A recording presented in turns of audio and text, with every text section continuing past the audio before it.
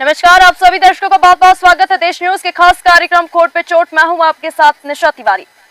दर्शकों, आज हम बात करेंगे एक शिक्षा के मंदिर और शिक्षिका की। शिक्षिका के द्वारा होमवर्क पूरा न होने से छात्राओं को सजा देने पर एक छात्रा बेहोश हो गई। वहीं बताया गया कि शिक्षिका दीप्ति जैन के द्वारा छात्राओं को उस समय पनिशमेंट दिया गया जब शिक्षिका के द्वारा दिए गए कार्य यानी कि जो होमवर्क दिया गया था उसको पूरा नहीं किया गया।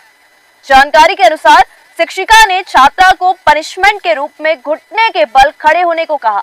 छात्रा के द्वारा कुछ देर खड़े होने के बाद एक छात्रा रुक्मणी मारवी बेहोश हो गई, जिस पर क्लास की शिक्षिका ने यह कह दिया कि उसे मरने दो और अगर मर जाए तो पीछे के नाले में फेंक देना।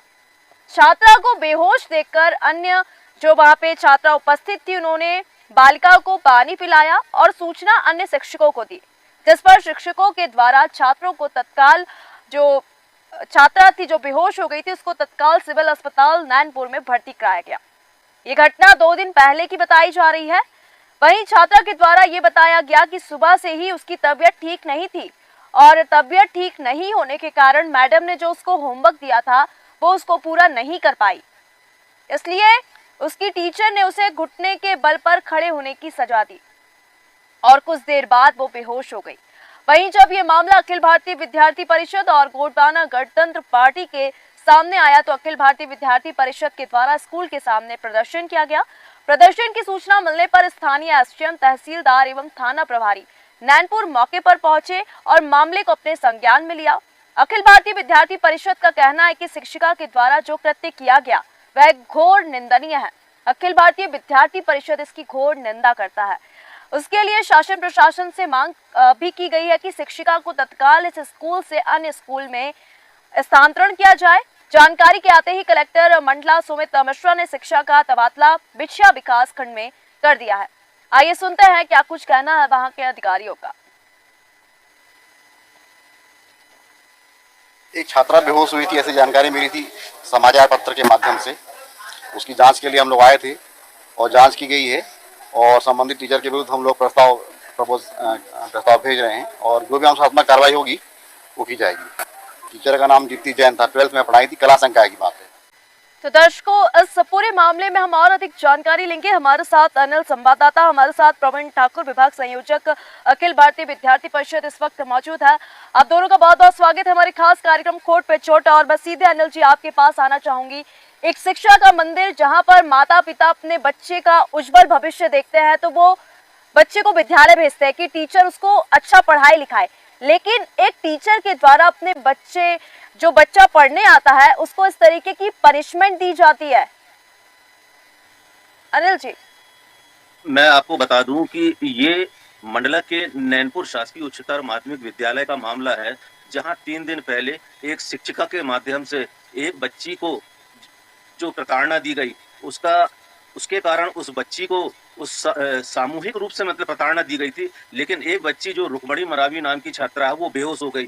चूंकि जब इस संबंध में उनसे जानकारी लेनी चाहिए तो उस छात्रा ने बताया कि मैं उस दिन बीमार थी और उसके कारण मेरा स्वास्थ्य ठीक न होने के कारण मैंने होमवर्क भी नहीं किया था, जिसके कारण मैडम ने पनिशमेंट दिया था और उस पनिशमेंट के दौरान वो बेहोश हो गई थी। इस बेहोश होने के बाद तत्काल स्कूल के जो वहाँ पे छात्र प्लस वहाँ के जो शिक्षक लोग थे तत्काल छुट्टी दे दी। जी, जो माता पिता होते हैं वो अपने बच्चे को भेजते हैं ताकि हमारा बच्चा, और कितना भरोसा करके भेजते हैं, लेकिन वो बच्ची जब बोल भी रही है कि मैडम मेरी तबीयत खराब थी इसलिए मैंने होमवर्क नहीं किया, तो क्या इस तरीके की पनिशमेंट देनी चाहिए? और दीप्ति जैन के द्वारा ये भी कहा जा रहा है कि बेहोश हो गई, अच्छी बात है, और अगर मर जाए तो इसको पीछे वाले नाले में फेंक देना। क्या ये एक पेशेवर और नैतिक रूप से उचित है? क्या ऐसी भाषा, ऐसे शब्दों का प्रयोग एक शिक्षिका के ऊपर शोभा देता है? क्या उनके अच्छे आचरण का संकेत है? क्या ये छात्रों की भलाई चाहती हैं या नहीं चाहती हैं?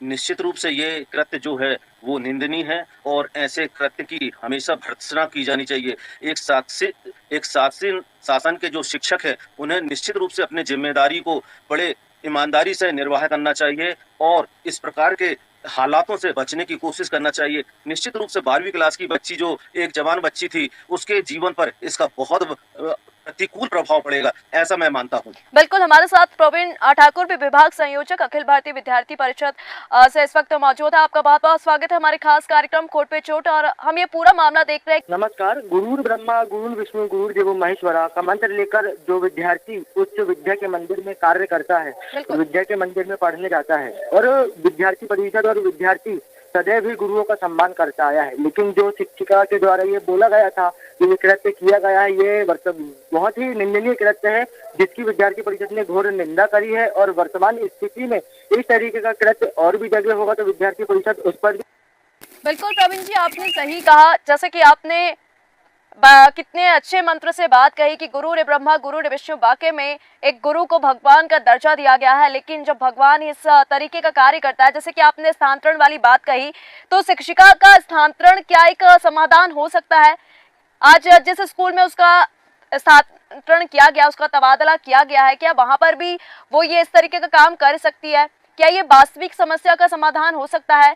क्या इस घटना से शिक्षा प्रणाली के अन्य पहलुओं पर भी ध्यान देना आवश्यक है या नहीं है? अनिल जी, मैं आपके पास आना चाहूंगी। अनिल जी, आपको क्या लगता है, ये स्थायी समाधान है इस पूरी समस्या का?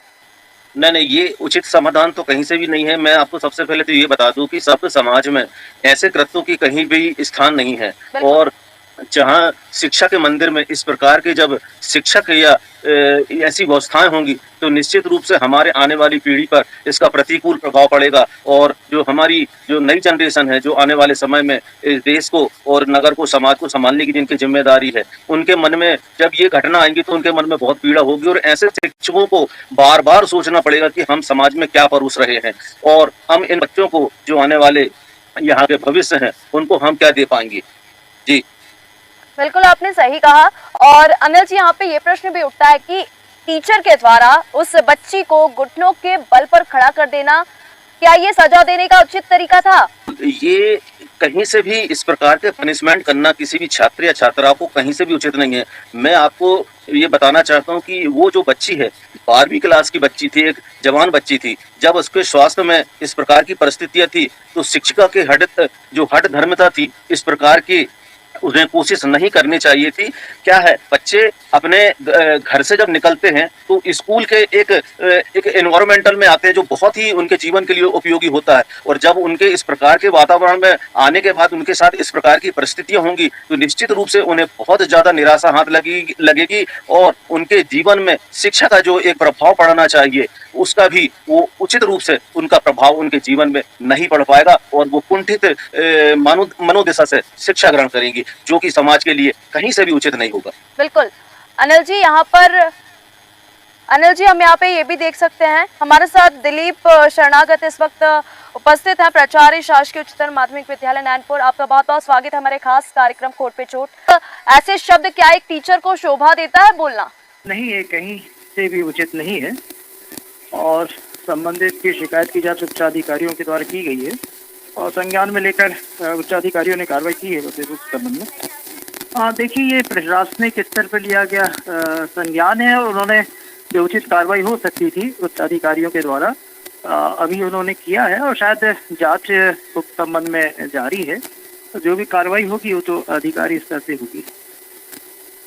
बिल्कुल, तो निश्चित तौर पे हम लोग ने पालक की बैठक अभी बुलवाएंगे हम लोग 1-2 दिन में जी। और थोड़ा क्या है, कुछ बच्चे उसमें एक भी बात संज्ञान में आई थी, तो बच्चे सुबह से उसको फीवर था और शायद क्लास में फिर वो बेहोश भी हो गई थी। इन्होंने जो उनको घुटने उठने टिकवाए थे, जैसे बच्चों ने बताई घुटने टिकी थी बच्ची, उसमें बेहोश हो गई थी, और क्या तात्कालिक हम लोग ने उपचार किया था और अस्पताल में एडमिट भी किया था।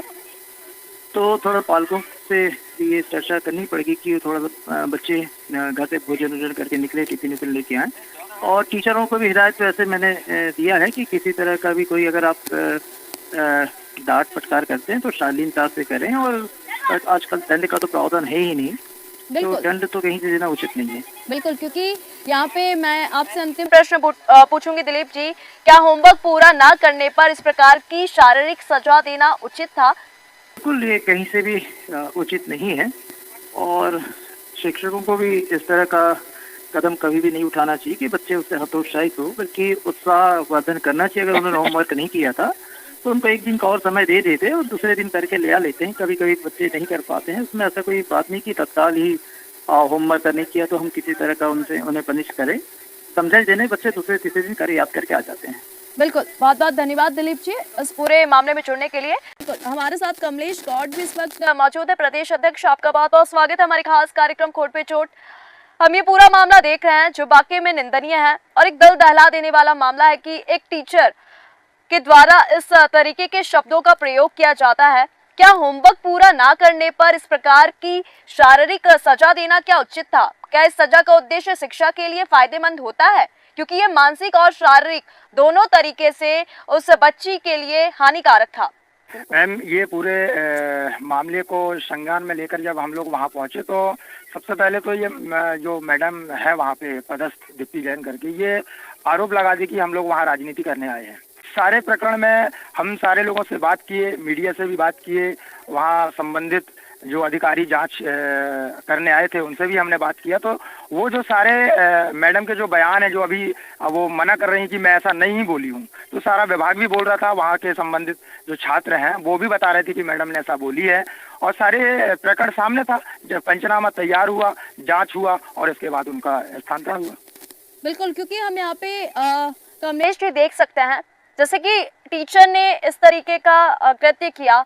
बहुत धन्यवाद कमलेश जी इस पूरे मामले में जुड़ने के लिए और तमाम जानकारी साझा करने के लिए। तो आप सभी मेहमानों का बहुत बहुत धन्यवाद इस पूरे मामले में जुड़ने के लिए। तो दर्शकों, आप देख सकते हैं किस तरीके से शिक्षा के मंदिर में शिक्षिका के द्वारा किस तरीके के शब्दों का प्रयोग किया गया छात्रा के लिए, और हमने इस पूरे मामले में चर्चा की। अब देखने वाली बात यह है कि हालांकि इस शिक्षक के ऊपर कार्रवाई की जा चुकी है, इनका तबादला कर दिया गया है, लेकिन क्या आगे इस तरीके के जो घटनाक्रम को अंजाम देंगी या नहीं देंगी? अगर उनको होश आ जाए और वो अपनी गलती स्वीकार कर ले तो अच्छा, वरना शिक्षा के मंदिर में इस तरीके के जो कृत्य है वाकई में निंदनीय है।